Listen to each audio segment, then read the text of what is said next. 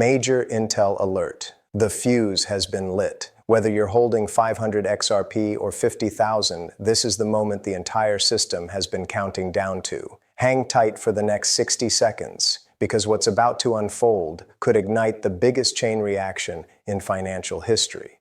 And most people won't realize it until after the blast. This is not financial advice. Always do your own research and consult a qualified professional before making any financial decisions. Make sure you like and subscribe this video so you do not miss the next critical drop. It really helps push this message to the masses, and it's greatly appreciated. For context, at the time of recording, XRP is trading around $2.80. If you're watching later, the price may have shifted. Here's why that number could end up looking small when we zoom out. The spark you're feeling isn't random hype. It's the convergence of banking law, market structure, and real payment plumbing.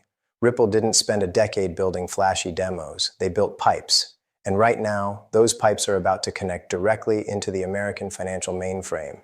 Ripple's push for a U.S. national trust bank charter is the clearest tell. This isn't a retail bank move with checking accounts and branch lobbies. It's a custody and settlement play designed to sit next to the Federal Reserve's core, not outside it. If approved, Ripple steps from partnering with banks to being a bank for the blockchain era, the kind of entity that can hold, safeguard, and settle digital instruments at scale, and wire that capability straight into the rails institutions already use. Why does that matter to you holding a few hundred or a few thousand XRP? Because this is how utility stops being a talking point and starts becoming a daily requirement. Think of RLUSD, Ripple's dollar-backed stable instrument, as the fuel institutions actually want: compliant, audited, operational. Think of XRP as the engine that lets that fuel move between ledgers, currencies, and jurisdictions in seconds, without tying up capital in pre-funded accounts. When fuel meets engine under a bank charter, you get something the legacy stack never had: a compliant, programmable settlement loop that's fast, auditable, and global. Now layer in the market gateway that institutions live and breathe by: regulated products. The spot ETF pipeline for major assets showed us how demand behaves when compliance boxes are checked and custody is turnkey. Apply that logic to XRP with established derivatives plumbing, and you've got the playbook. Creation-redemption flow pulls real coins, custodians warehouse them, authorized participants balance spreads, and the visible float tightens. Thin float plus regulated demand equals mechanical pressure. Not hype, mechanism. Be patient, because this is a massive reveal. Zoom out globally. Over the last 24 months, corridors have been stitched together quietly. Africa's mobile-first rails, Asia's bank-led networks, LATAM remittances, Gulf region treasury lanes. Those are not social posts. They are pipes that carry real money. And the strategic genius is where they intersect: tokenized dollars, tokenized treasuries, and on-chain identity proofs that let institutions operate with the comfort of rules they already understand. That means when an insurer, a pension, or a treasury desk asks, "Can we move size without breaking compliance?" the answer isn't a white paper, it's a workflow. This is exactly where the competitor narrative lands, and it's why we're mirroring the structure but taking the explanation deeper. The competitor says, bank charter plus ETFs plus corridors are big. True, but here's the missing piece: the sequencing. First, legal clarity and charter-level credibility normalize custody. Second, ETF-style wrappers open regulated inflows. Third, tokenization pushes real-world assets onto ledgers that need a neutral bridge for foreign exchange and cross-system liquidity. XRP is specifically designed for that last-mile liquidity, and the ledger is being upgraded to handle the paperwork institutions require: permission token standards, credential layers, multi-asset accounting. The fuse gets lit not when one press release drops, but when all three layers click inside the same quarter. Let's talk about the master account elephant in the room. Historically, if you wanted to touch the Fed's guts, you did it through a chartered bank. Otherwise, you paid a toll to someone who had access. Ripple running as a national trust bank turns the toll booth into a front door. That's not a meme. That's lower friction on every institutional workflow using XRP as the bridge. Lower friction increases throughput. Increased throughput hardens the XRP is infrastructure thesis, which pulls more conservative capital off the sidelines. Capital follows certainty. Meanwhile, the ledger isn't standing still. The shift away from bilateral trust lines toward standardized metadata-rich tokens makes institutional issuance simpler and safer. Compliance modules, think verifiable credentials and protocol-level filtering, reduce off-chain headache. That's what large custodians, transfer agents, and settlement venues want. A chain that looks less like an experiment and more like a durable operating system for money. You don't get BNY tier conversations without that, so why does a $2.80 spot print matter in this story? Because the market still prices XRP with 1 foot in speculation and 1 foot in utility. And utility tends to be mispriced until throughput explodes. If corridors are the highways and RLUSD is the gasoline, then XRP is the axle that lets any two wheels spin together. When the traffic updates from pilot to production, the axle stops being optional. At that moment, the value argument is no longer maybe someday. It becomes we need it to function tomorrow. And here's the hard truth most won't hear until it's obvious. The repricing doesn't wait for headlines. It happens the moment regulated demand meets constrained float in a system designed to move real value.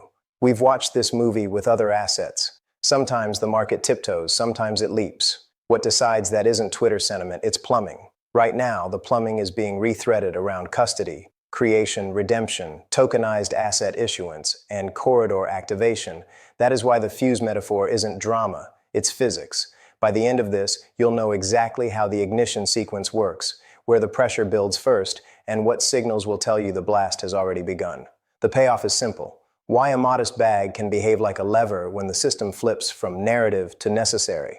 Here's where the ignition sequence really starts to make sense, not in headlines, but in the mechanics beneath them. The fuse isn't metaphorical anymore, it's measurable. Every step Ripple has taken over the last 18 months has been leading toward one outcome, turning institutional readiness into activation. Think about what happens when a company like Ripple receives a national trust bank license. It's not just a symbolic victory, it's a new wiring diagram for global money. Right now, Ripple connects to the US settlement system through intermediaries that already have access to the Fed. Once that license is approved, those middle layers vanish. Ripple becomes a direct participant. And with that comes the right to interact with the Federal Reserve's master account, the literal heart of America's payment infrastructure. That means Ripple won't need to partner its way into the system anymore. It is the system, and that's where XRP comes into play as the neutral settlement asset running between banks, corridors, and stable value tokens like RLUSD. Every time dollars or treasuries are tokenized and moved across Ripple's rails, XRP provides the conversion glue between legacy and digital. This is where the big players quietly enter. Institutions don't want volatility. They want predictability, compliance, and liquidity they can trust. RLUSD delivers the first two. XRP delivers the third. Together, they form a self-reinforcing loop. The more RLUSD moves through Ripple's infrastructure, the more XRP volume is required to keep those flows seamless. It's not speculation, it's throughput math. Meanwhile, regulatory clarity has shifted from dream to doctrine. Courts have affirmed that XRP, when sold on secondary markets, isn't a security. That single line of legal certainty changed the calculus for everyone watching from the sidelines. Combine that with a trust bank license and ETF access, and you've got something crypto has never had before, a fully regulated, globally compliant liquidity ecosystem. But this ignition isn't limited to the US. Ripple's corridors stretch across the developing world, where legacy banking barely functions. In Africa alone, Ripple's network touches over 500 million mobile wallets across 40 countries. In Southeast Asia, Japan, and the Gulf, corridor pilots have matured into production rails. These aren't experiments anymore. They're highways carrying real money, and the toll is paid in XRP. Brace yourself, because in 30 seconds you will find out that when the toll mechanism goes mainstream, XRP's supply profile will change overnight. Institutional custody absorbs circulating float, ETFs hoard reserve liquidity, and exchange supply shrinks. The fuse doesn't explode upward all at once. It tightens, pressurizes, and finally forces revaluation because the market literally runs out of loose tokens. If you're enjoying this content, make sure that you like and subscribe this video. It really helps me get the message to the masses and is greatly appreciated. Now back to the fuse. Imagine combining $10–20 billion in ETF inflows with trillions in tokenized payments and corridors already settled on-chain. Each of these catalysts alone could move markets. Together, they form a synchronized ignition event. That's why October through early 2026 is such a critical window. It's the first time in history that regulation, technology, and institutional demand are all pointing in the same direction for a single digital asset. This isn't about hype, it's about inevitability. The fuse has been lit, and it's burning faster than most realize. The countdown, the banking license, the ETFs, the corridors, the liquidity. It's all part of a single ignition sequence that's now impossible to ignore. The fuse has been lit, and for those paying attention, the sparks are already visible in the dark. Ripple isn't just knocking on the door of the global financial system anymore, it's already stepping inside. The pending U.S. Trust Bank charter is the final key that locks Ripple into the very architecture of money itself. Once that door opens, every corridor, from Tokyo to Toronto, from Lagos to London, connects into the same digital bloodstream. RLUSD becomes the compliant fuel. XRP becomes the bridge that lets value move in real time between nations, banks, and blockchains. And here's the part most will miss until it's too late. This isn't about speculation anymore. It's about participation. The people who understand this moment aren't chasing green candles. They're positioning themselves before the liquidity superhighway is fully built. Because once the institutional switch flips, the game changes forever. Retail becomes history's footnote. Across the macro landscape, everything is lining up. The Fed preparing for rate cuts, global trade seeking faster settlement, and regulations turning from roadblocks into green lights. Every time liquidity shifts toward efficiency, it never goes back. Gold didn't disappear when digital banking arrived. It just changed roles. The same transformation is about to define XRP. It's not replacing money, it's redefining movement. If you've made it this far, understand this. You are early in a moment that future analysts will study for decades. The entire digital asset sector will pivot around what Ripple and XRP are executing right now, turning technology into infrastructure and speculation into necessity. The ignition isn't coming. It's underway. So, if you hold XRP, even a small amount, realize you're not holding a coin.